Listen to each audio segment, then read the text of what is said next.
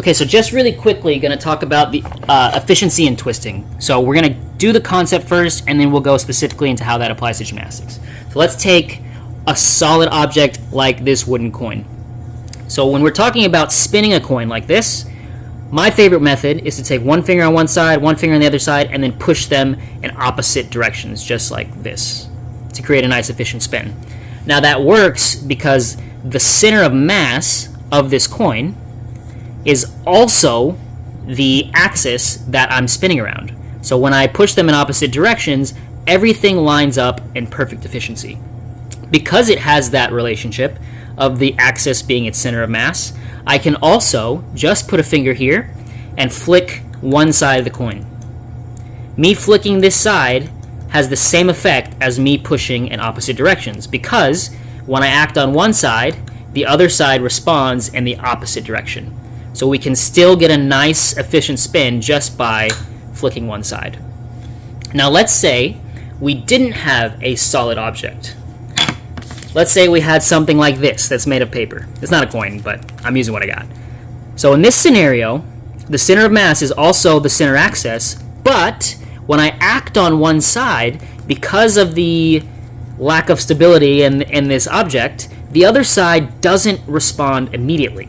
So I have to act on this side a lot more before I get the other side to respond.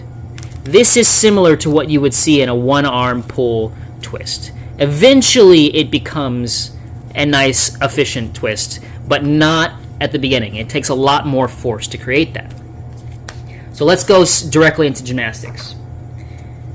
In a perfectly efficient twist, let's say this is the top-down view of our athlete. We're looking at their head, one shoulder from the ceiling. That center axis is right in the middle, or the axis of rotation is right in the middle of their center of mass. So when they twist, as long as we've developed that relationship, if they pull one shoulder forward, the other shoulder should move backwards, just like our coin. A perfectly efficient twist.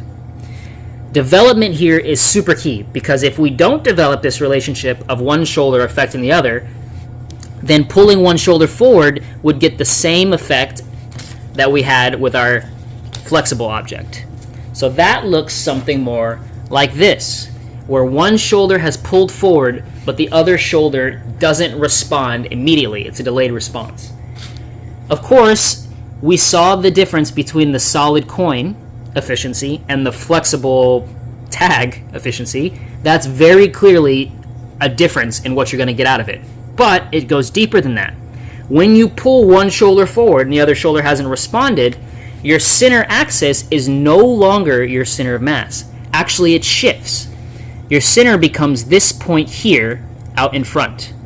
So now our twist, not only is it delayed, but it's also off axis, like this.